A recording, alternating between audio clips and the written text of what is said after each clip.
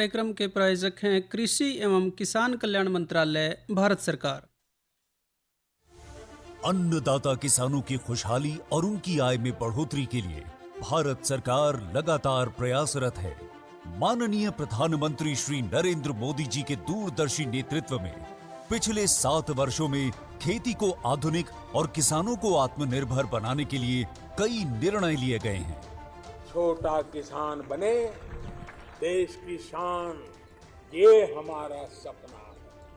देश के 80% से ज्यादा किसान ऐसे हैं जिनके पास 2 हेक्टेयर से भी कम जमीन है। अब देश में इन्हीं छोटे किसानों को ध्यान में रखते हुए कृषि सुधार किए जा रहे हैं, निर्णय लिए जा रहे हैं। प्रधानमंत्री किसान सम्मान निधि योजना की शुरुआत 24 फरवरी 2019 को माननीय प्रधानमंत्री श्री नरेंद्र मोदी जी के द्वारा की गई थी। पीएम किसान योजना का पूरा खर्च भारत सरकार वहन करती है। इसके तहत लाभार्थी किसानों को हर साल 6,000 रुपए की सम्मान राशि 2,000 रुपए की 3 समान किस्तों में सीधे उनके बैंक खातों में हस्तांतरित की जाती है। अब तक 11 करोड़ से भी अधिक लाभार्थी किसानों के बैंक खातों में 1,58,000 करोड़ रुपए से अधिक की राशि सीधे ट्रांसफर की जा चुकी है। किस्तों की जानकारी किसानों को एसएमएस के माध्यम से दी जाती है। बैंक के एक्चुअल போகும்போது அந்த பணத்தை நாங்க வித்ரா பண்ணிட்டு வந்து நாங்க விவசாயம் பண்ணிக்கிறோம்। इस मदद से बुआई के पहले अब किसानों को बीज, खाद, कीटनाशक और कृषि संबंधी अन्य जरूरतों के लिए साहूकारों के आगे हाथ नहीं फैलाना पड़ता। અને એના લીધે મારે કોઈ જોડે કે સગા સંબંધી કે મિત્રો જોડે મારે ઉછીના પૈસા લેવાની જરૂર પડતી નથી અને એનાથી હું સારી એવી खेती કરી શકું છું। इस योजना से मिले लाभ तथा आवेदन की स्थिति देखने के लिए पीएम किसान पोर्टल लॉन्च किया गया है। इस पोर्टल के माध्यम से पात्र किसान अपना पंजीकरण स्वयं करने के साथ साथ अब तक मिले लाभ और अपने आवेदन की स्थिति फार्मर्स कॉर्नर से देख सकते हैं।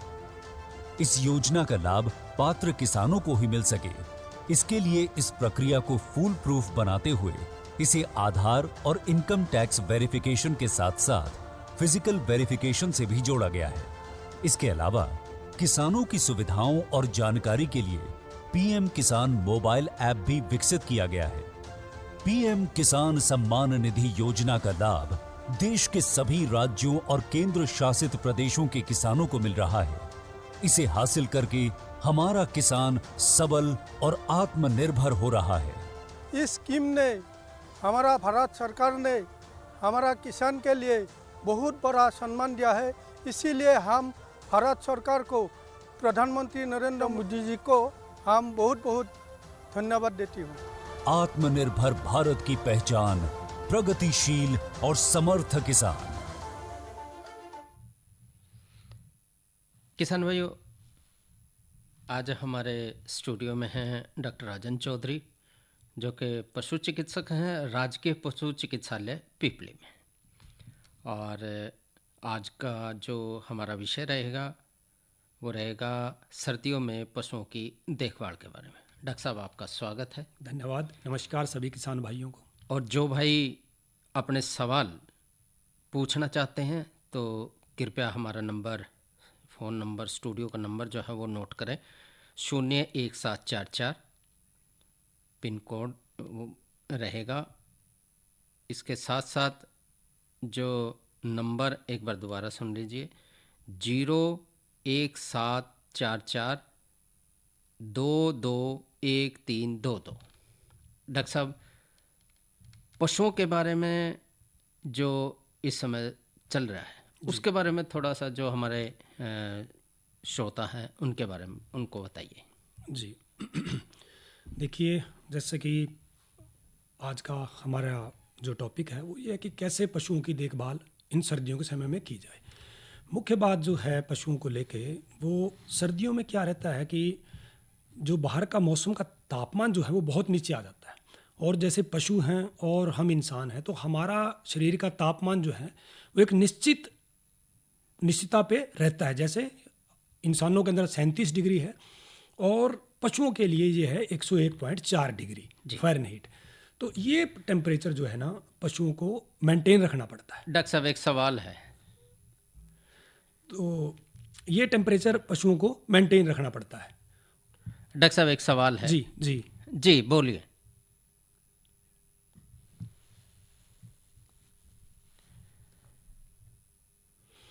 किस कारण फोन कट गया? जी तो मैं ये कह रहा था कि उस टेम्परेचर को, शरीर के उस तापमान को, शरीर की उस गर्मी को बनाए रखने के लिए पशु को बहुत सारी ऊर्जा खर्च करनी पड़ती है। जी तो कई बार हम लोग ये समझते हैं, कुछ एक किसान भाई ये सोचते हैं कि भाई शायद पशुओं को ठंड का कोई ज़्यादा असर नहीं होता। ऐसी बात नहीं है। सबसे ज़्यादा असर जो छोटे बच्चे होते हैं, हमारी बछड़ियाँ, बछड़े, कटड़े जो 1 साल से कम उम्र के हैं, जी। और जो दूध देने वाले हमारे पशु हैं, इनके ऊपर बहुत ज़्यादा असर सर्दी का होता है।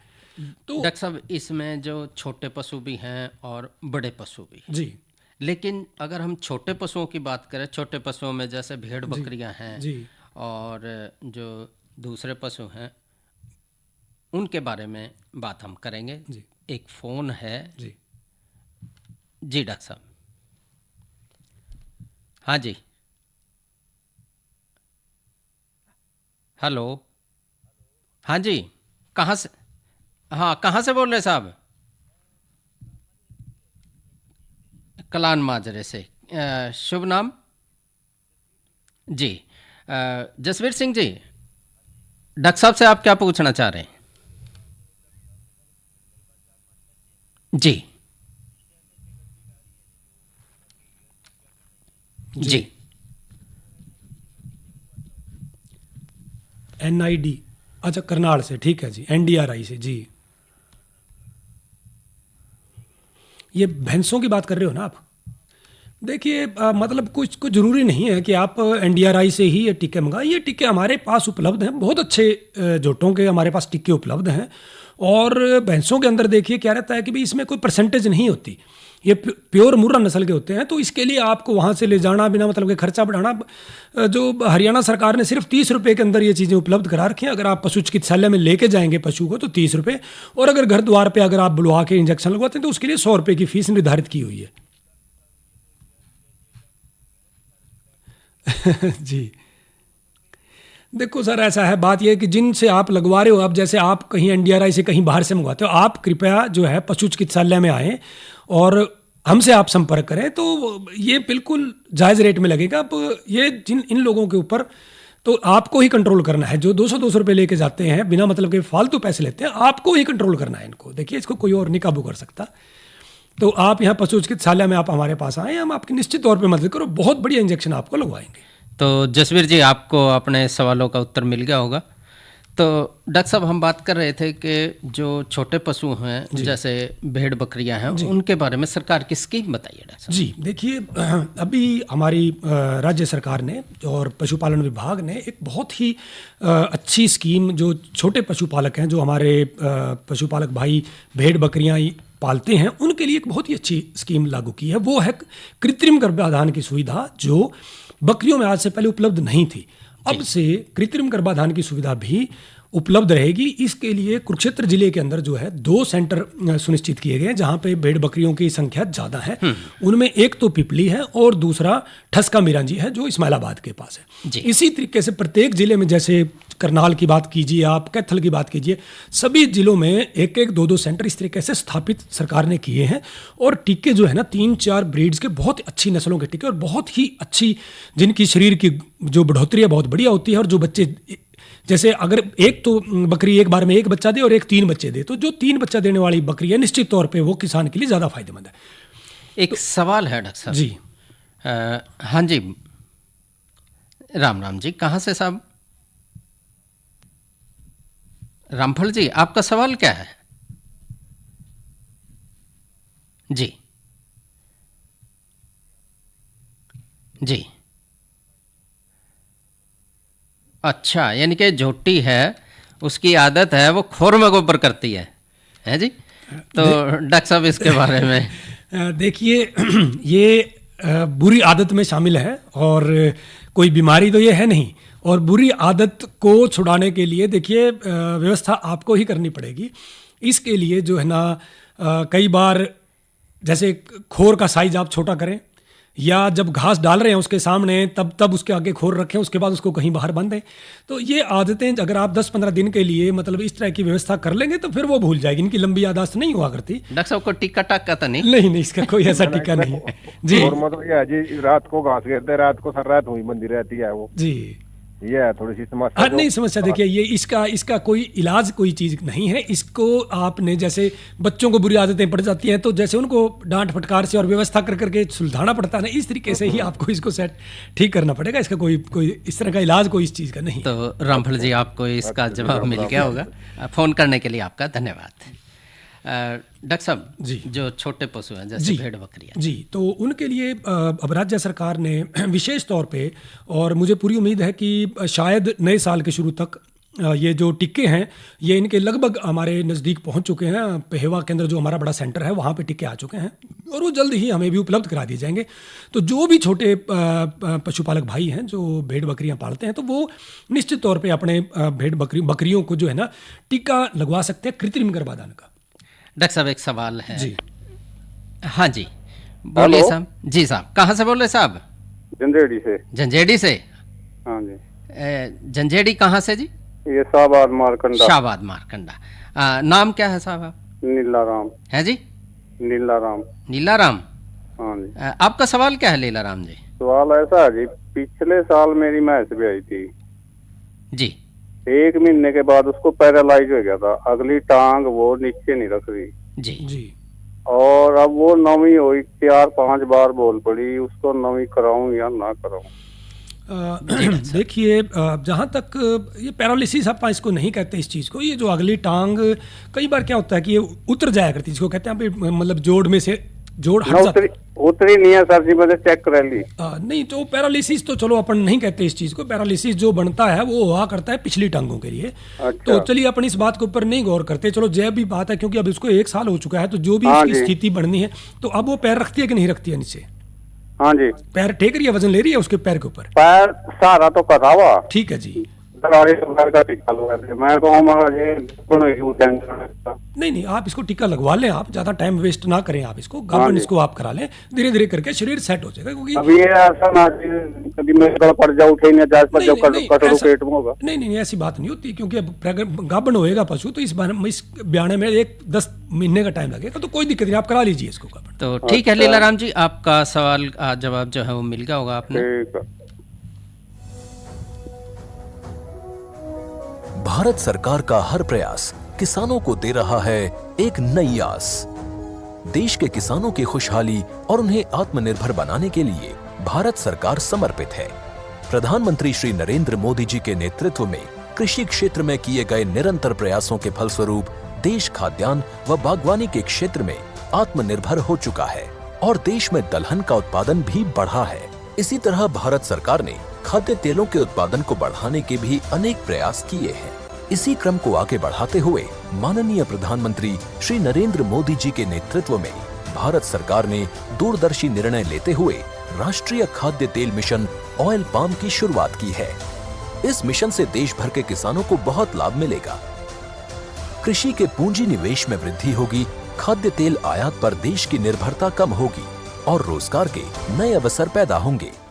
खाने के तेल में आत्मनिर्भरता के लिए अब राष्ट्रीय खाद्य तेल मिशन ऑयल पाम का संकल्प लिया गया है। इससे किसानों को तो सीधा लाभ होगा ही, गरीब और मध्यम वर्ग के परिवारों को सस्ता और अच्छी क्वालिटी का तेल भी मिलेगा। यही नहीं, ये मिशन बड़े स्तर पर रोजगार का निर्माण करेगा। इस मिशन के अंतर्गत ऑयल पाम का रकबा और पैदावार बढ़ाने पर जोर देने के लिए सरकार ने 11,000 करोड़ रुपए से अधिक की सहायता राशि निर्धारित की है। मिशन के तहत सरकार ने ऑयल पाम की खेती के लिए रोपण आदि की सहायता में बढ़ोतरी करते हुए पहले मिलने वाले 12,000 रुपए प्रति हेक्टेयर को बढ़ाकर 29,000 रुपए प्रति हेक्टेयर तक कर दिया है। ऑयल पाम के पुराने बागों के पुनरुद्धार के लिए 250 रुपए प्रति पौधा के हिसाब से विशेष सहायता दी जा रही है। पौधारोपण सामग्री की कमी दूर करने और बीजों की पैदावार करने वाले बागों को भी सहायता दी जाएगी। इसके तहत 15 हेक्टेयर ऑयल पाम उद्यान के लिए 80 लाख रुपए तक की सहायता राशि दी जाएगी। इसके अलावा नर्सरी विकास के लिए 40 लाख रुपए तक तय किए गए हैं। पूर्वोत्तर और अंडमान राज्यों के लिए विशेष सहायता का भी प्रावधान है। ऑयल पाम के किसान ताजे फलों के गुच्छे यानी FFB का उत्पादन करते हैं, जिनकी वर्तमान में कीमतें अंतर्राष्ट्रीय मूल्यों में उतार चढ़ाव के आधार पर तय होती हैं। पहली बार केंद्र सरकार ताजे फलों के गुच्छे की कीमत के लिए किसानों को आश्वासन दे रही है। ये व्यवहार्यता मूल्य यानी VP कहलाएगा, यानी किसानों को कोई घाटा नहीं होने दिया जाएगा। व्यवहार्यता मूल्य VP तय करने की शुरुआत 1 नवंबर से होगी और अगले वर्ष 31 अक्टूबर तक जारी रहेगी। इसे ऑयल पाम वर्ष कहा जाएगा। इस योजना के तहत वर्ष 2025-26 तक ऑयल पाम का रकबा 6.5 लाख हेक्टेयर सृजित करने और कच्चे ऑयल पाम की पैदावार वर्ष 2025-26 तक 11.20 लाख टन पहुंचाने का लक्ष्य निर्धारित किया गया है। सरकार के इस महत्वपूर्ण निर्णय से देश में ऑयल पाम की खेती करने वाले किसानों में विश्वास पैदा होगा और वे खेती का रकबा बढ़ाएंगे। इस तरह पाम ऑयल का उत्पादन भी बढ़ेगा, जिससे किसानों की आय बढ़ेगी और ग्रामीण अर्थव्यवस्था भी सुदृढ़ होगी। और किसान भाइयों, अब 2 जरूरी सूचना। एक, भारतीय कृषि अनुसंधान परिषद अलग अलग क्षेत्रों में कृषि से संबंधित उत्कृष्टता के जो काम हैं उनमें पुरस्कार दे रही है, जिसकी ज़्यादा जानकारी उनकी जो वेबसाइट है www.icar.org.in से आप ले सकते हैं। भारत सरकार प्राकृतिक खेती को बढ़ावा दे रही है। इस प्रयास को और आगे बढ़ाने के लिए माननीय प्रधानमंत्री नरेंद्र मोदी जी दिनांक 16 दिसंबर 2021 को गुजरात में प्राकृतिक खेती पर आयोजित सम्मेलन को संबोधित करेंगे। आप सभी किसान भाइयों और बहनों से अनुरोध है कि दूरदर्शन एवं DD किसान पर गुरुवार 16 दिसंबर प्रातः 11 बजे इस कार्यक्रम को देखने का कष्ट करें और अपना योगदान दें।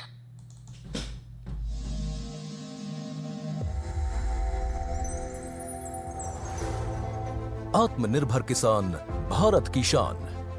उत्पादन में आत्मनिर्भर होने के साथ साथ फसल की कटाई के उपरांत उपज की हानि को रोकने, ग्रामीण क्षेत्रों में रोजगार सृजन करने और बीज से बाजार तक के विजन को मजबूती देने के उद्देश्य से 1 वर्ष पूर्व माननीय प्रधानमंत्री श्री नरेंद्र मोदी जी ने एक महत्वाकांक्षी केंद्रीय योजना एग्रीकल्चर इंफ्रास्ट्रक्चर फंड की शुरुआत की। इस आधुनिक इंफ्रास्ट्रक्चर से कृषि आधारित उद्योग लगाने में एक बहुत बड़ा बदलाव आएगा और बहुत बड़ी गति आएगी। साथियों, अब हम उस स्थिति की तरफ बढ़ रहे हैं जहां गांव के कृषि उद्योगों से फूड आधारित उत्पाद शहर जाएंगे और यही तो आत्मनिर्भर भारत अभियान का संकल्प है। एग्रीकल्चर इंफ्रास्ट्रक्चर फंड से पात्र लाभार्थी गोदामों का निर्माण कर सकते हैं, छटाई या ग्रेडिंग इकाई, पैकिंग हाउस, सप्लाई चेन और कोल्ड चेन जैसी सुविधाएं या फिर प्राथमिक कृषि प्रसंस्करण केंद्र की स्थापना कर सकते हैं। इस योजना के तहत पात्र लाभार्थियों को 2 करोड़ रुपए तक के ऋण पर अधिकतम 7 वर्ष के लिए ब्याज में 3% तक की छूट दी जा रही है। ऋण पुनर्भुगतान के लिए 6 महीने से 2 वर्ष तक मोरेटोरियम की सुविधा भी उपलब्ध है। इस योजना ने अब तक सफलता की कई मिसालें कायम की हैं, जैसे कि मध्य प्रदेश के लाभार्थी श्री विपिन त्रिपाठी ने एग्रीकल्चर वेस्ट से बायोफ्यूल बनाने का इनोवेटिव प्राइमरी प्रोसेसिंग सेंटर लगाया है। लोन मिलने की वजह से हम समय पर सारी मशीनों का प्रोक्योरमेंट और सारा सिविल वर्क टाइम पे करवा पाए, जिससे ये प्रोजेक्ट को लगाना संभव हो पाए। राजस्थान के लाभार्थी श्री यशवर्धन मुंद्रा ने सॉर्टिंग एंड ग्रेडिंग यूनिट लगाकर रोजगार के अवसर पैदा किए हैं। कर्नाटक की महिला उद्यमी श्रीमती ममता वी ने प्राइमरी प्रोसेसिंग सेंटर लगाकर प्रगति की नई राह चुनी है। ಸಣ್ಣ ಪುಟ್ಟ ಉದ್ಯಮಿಗಳನ್ನ ಮತ್ತಷ್ಟು ಅಗ್ರಿಕಲ್ಚರಲ್ಲಿ ಹೆಚ್ಚು ನಾವು ಇನ್ನಷ್ಟು ಸಾಧನೆ ಮಾಡಲಿಕ್ಕೆ ಕಾರಣಕಾರಕವಾದಂತ ಈ ಅಗ್ರಿಕಲ್ಚರಲ್ ಇನ್ಫ್ರಾಸ್ಟ್ರಕ್ಚರ್ ಫಂಡ್ ಇಂದ ನಮ್ಮ ಇನ್ನಷ್ಟು ಯೋಜನೆಗಳು ಆಯೋಜನೆಗಳು ಉತ್ತಮಗೊಂಡಿದೆ। राजस्थान के लाभार्थी श्री दिनेश भट्टर ने जीरे की प्रोसेसिंग यूनिट लगाकर आसपास के ग्रामीणों को आत्मनिर्भरता प्रदान की है। महाराष्ट्र के लाभार्थी श्री अनूप कुमार मोहता ने वेयर हाउस बनाकर अन्न भंडारण को सुनिश्चित किया है। आज देश के कोने कोने से किसान, कृषि उद्यमी, किसान उत्पादक संघ, प्राथमिक कृषि सहकारी समितियां, स्वयं सहायता समूह और कृषि उपज मंडियां इस योजना का लाभ उठा रहे हैं। हेलो जी। हेलो हेलो जी। हाँ जी बोलिए, कहाँ से बोल रहे हैं साहब? राड़े बोल रहे जी बाना। भान्ना? हाँ जी। हाँ जी भान्ने जी, पूछिए आपका सवाल। झोटी दी जी वो ही नहीं नवी। एक तो आप है ना अपना रेडियो की आवाज़ जो है वो कम कर दीजिए या एक तरफ रखे, क्योंकि ठीक है जी। हाँ जी डॉक्टर साहब। तो मैं उसने बोल ली जी वो। अच्छा, भैंस नहीं बोल रही? कितनी उम्र होगी उसकी? हाँ जी। जोटी की उम्र कितनी हो गई है? 1.5-2 साल हो रही जी, तकड़ी हो रही जी। एक फिर तो होगी जी नवी, दोबारा नहीं हुई जी। नहीं, 1.5-2 साल की जोटी तो नई थोड़ा ना हो जाएगी जी। अच्छा जी। भाई कम से कम 2.5 साल से ऊपर के बाद उसके बाद बनेगी, वो भी अगर शरीर बहुत बढ़िया है तो मिनिमम। ठीक है जी। हाँ 24 से 28 महीने तो कम से कम समय है, कम से कम। ठीक है जी। हाँ जी हाँ जी। तो बनाराम जी, फोन करने के लिए आपका धन्यवाद। जी डॉक्टर साहब, तो छोटे पशुओं के बारे में हम बात कर रहे थे। हाँ जी, तो उसके लिए जो है ना सरकार ने स्कीम चलाई है। तो मेरा सभी जो बकरी पालक भाई हैं उनसे निवेदन है कि भाई वो जो है ना अपनी बकरियों में नस्ल सुधार के लिए निश्चित तौर पे इस कृत्रिम गर्भाधान विधि को अपनाएं, और ये बहुत ही फायदेमंद इन लोगों के लिए रहेगी। डॉक्टर साहब, ये तो रही हमारे जो छोटे पशु हैं उनको, उनमें जो कृत्रिम गर्भाधान के बारे में। और जिन भाइयों ने अभी अभी रेडियो जो खोला है, तो वो आप फ़ोन करके डॉक्टर साहब हमारे साथ हैं, डॉक्टर राजन चौधरी, और हमारा जो आप फ़ोन लगा सकते हैं 01744 और फ़ोन नंबर रहेगा 221322 पे। जी डॉक्टर साहब, पशुओं में इस समय जो है टीकाकरण जो है उसके बारे में थोड़ा सा हम जिक्र कर लें तो कैसा रहेगा? जी बहुत बढ़िया रहेगा, ये बहुत ही सही समय पे आपने जो है ना। डॉक्टर साहब एक फ़ोन है जी। हेलो। हाँ जी, हाँ साहब बोलिए, क्या नाम? जी मेरा नाम विजय शर्मा। विजय शर्मा, क्या? गाँव कलसी से। कलसी से। जी शर्मा जी। मेरी भैंस है जी एक। जी। हेलो। जी जी, जी बोलिए बोलिए बोलिए। भैंस है जी, उसको 4-5 फेरी करवा दिए, मैंने अभी तक ठहर ही नहीं, पता नहीं क्या कारण है। देखिए ऐसा रहता है 22 दिन के बाद फिर बोल जा। हाँ, मैं आपको संक्षेप में बताता हूँ कि 3 बार कराने के बाद दूध भी अगर आपकी भैंस नहीं गाभण रुकती है ना, तो इसका तो आप अपनी भैंस का इलाज कराएं, पशु चिकित्सक के पास जाएं, जो भी आपके नज़दीक डॉक्टर है। तो इनकी बच्चा दानी के अंदर खराबी हो जाती है, इन्फेक्शन हो जाती है, अंदर सोजन आ जाती है। तो जैसे वो दवाई ही रखवावा जी, इलाज करवाओ उसका। और दवाई रखवाई थी मना, दवाई रखवाने के बाद फिर 22 दिन बाद बोल गई। हाँ, आप अच्छे डॉक्टर के पास जाए ना, जो पशु जो सरकारी डॉक्टर है उसके पास जाएं, आप सरकारी डॉक्टर के पास। और सरकारी डॉक्टर है हमारे पास, ये यूनिसपुर में है, ये यहाँ अस्पताल है जी, वहीं के डॉक्टर आते हैं। हाँ, तो वो उनसे इलाज कराया क्या आपने? हाँ जी, उनसे इलाज करवाया क्या आपने? हाँ, उनसे इलाज करवाया था। अच्छा, बात नहीं बनी। कई बार देखिए हो जाता है, तो दोबारा से आप एक नहीं, कई बार इलाज बनता मतलब उस चीज से, तो बट इसका इलाज तो संभव है, देखिए निश्चित तौर पे इलाज तो संभव है, परंतु फिर आदमी ऐसा सोच के फिर डंगर को निकालने की कोशिश करता है, क्या करें इस बारे में? अब असल में क्या है कि ये चीज़ का इलाज तो मैं फ़ोन से नहीं कर सकता, बता के नहीं कर सकता आपको। आप कभी भी यहाँ पिपली आ जाएं तो पशु हॉस्पिटल के अंदर 3 बजे तक, तो मेरे से आप मिल लें, फिर मैं आपको बताऊंगा। शर्मा जी, फ़ोन करने के लिए आपका बहुत बहुत धन्यवाद।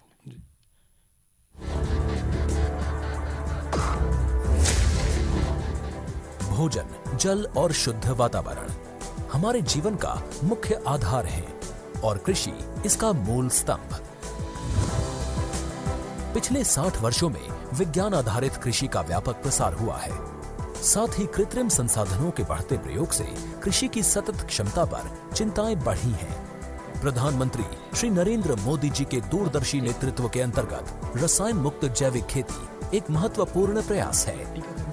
रसायन मुक्त जैविक खेती को बढ़ावा देने के लिए 5 वर्ष पूर्व सरकार ने परंपरागत कृषि विकास योजना तथा उत्तर पूर्व भारत में जैविक मूल्य श्रृंखला योजनाएं आरंभ की। ऑर्गेनिक फार्मिंग को देश भर में बढ़ावा देने के लिए सरकार अनेक प्रयास कर रही है।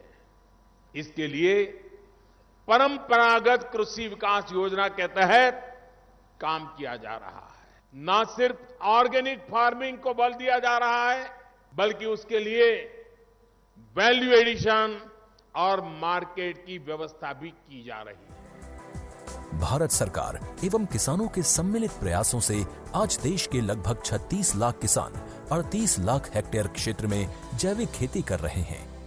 इसके अतिरिक्त हमारे देश के अनेक ऐसे क्षेत्र हैं जहां आज भी पारंपरिक जैविक खेती हो रही है। इन पारंपरिक जैविक क्षेत्रों को जैविक प्रमाणीकरण सुलभ कराने हेतु पीजीएस के अंतर्गत लार्ज एरिया सर्टिफिकेट का प्रावधान किया गया है। इस प्रक्रिया की विशिष्टता ये है कि इसमें प्रमाणीकरण मात्र 2 से 3 महीनों में हो जाता है, जबकि सामान्य परिस्थितियों में इसमें 2 से 3 वर्ष का समय लगता है। अंडमान निकोबार केंद्र शासित प्रदेश के कार निकोबार एवं नैन काउरी द्वीप समूह देश के सर्वप्रथम ऐसे प्रमाणीकृत जैविक क्षेत्र हैं।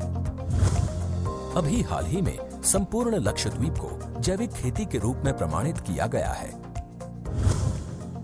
वर्ष 2016 में सिक्किम राज्य पूर्ण जैविक कृषि राज्य के रूप में प्रमाणित हो चुका है। सुदूर उत्तर में हिमालय श्रृंखला के बीच स्थित लद्दाख ने भी पूर्ण जैविक के लक्ष्य की ओर बढ़ना शुरू कर दिया है। जैविक उत्पादों को बाजार सुलभ कराने तथा किसानों की उपभोक्ताओं तक पहुंच बनाने के लिए एक समर्पित जैविक खेती पोर्टल भी बनाया गया है। जैविक खेती पोर्टल के जानकारी मंच और विपणन मंच के माध्यम से किसानों को उच्च गुणवत्ता उत्पादन तथा बाजार उपलब्ध कराया जा रहा है। आशा है देश के सभी राज्य अपने जैविक क्षेत्रों का विस्तार करेंगे और देश में जैविक कृषि क्रांति को मजबूत करने में योगदान देंगे। जैविक उत्पादों की देश और विदेशों में बढ़ती मांग तथा जैविक उत्पादों का बढ़ता बाजार, किसानों की उपभोक्ताओं तक पहुंच तथा जैविक एफपीओ द्वारा जैविक कृषि व्यापार में भागीदारी हमारे किसानों को अपनी आय बढ़ाने का अवसर दे रहा है। पिछले 5 वर्षों में जैविक कृषि उत्पादों का निर्यात दोगुने से अधिक बढ़कर 7,000 करोड़ रुपए से अधिक का हो गया है और इसमें प्रतिवर्ष 20% से अधिक की वृद्धि हो रही है। उम्मीद है पारंपरिक क्षेत्र के किसान भी इस बढ़ते बाजार से लाभान्वित होंगे और जैविक कृषि आंदोलन को आगे बढ़ाएंगे। किसानों की मुस्कान समृद्ध हिंदुस्तान की है पहचान। और डॉक्टर साहब, हम बात कर रहे थे टीकाकरण के। जी, मैं जल्दी से मैं सभी किसान भाइयों से निवेदन करना चाहूँगा कि पिछले 1 माह से गलघोटू और जो मुंह खुर के रोग हैं इनके लिए टीकाकरण किया जा रहा है। पूरे प्रांत में, पूरे प्रदेश में किया जा रहा है। जिन जिन पशुपालक भाइयों के पशुओं को अभी तक टीका नहीं लगा है वो तुरंत प्रभाव से अपने निकटवर्ती पशु चिकित्सालय से संपर्क करें और टीकाकरण कराएं। ये टीका पूरी तरह सुरक्षित है, बिल्कुल भी इसका कोई नुकसान नहीं। थोड़ा बहुत बुखार आ सकता है, वो 1-2 दिन में ठीक हो जाया करता है। तो ये आपकी अपनी जिम्मेदारी है। अपने पशुओं को इन रोगों से, भयंकर रोगों से बचाना आपकी जिम्मेदारी है। डॉक्टर साहब, ये कितने साल तक के पशुओं को ये 4 महीने से ऊपर के बच्चों को लेके और सभी पशुओं को लगवाना है आपने। बस 4 महीने से छोटे वालों को रहने देना है और बाकी सभी को लगवाना है आपने। डॉक्टर साहब, आप हमारे स्टूडियो में आए और हमारे किसान भाइयों को इतनी अच्छी जानकारी दी, उसके लिए आपका बहुत बहुत धन्यवाद। बहुत बहुत धन्यवाद आपका भी। सभी किसान भाइयों को मेरी राम राम। कार्यक्रम के इस भाग के प्रायोजक थे कृषि एवं किसान कल्याण मंत्रालय, भारत सरकार।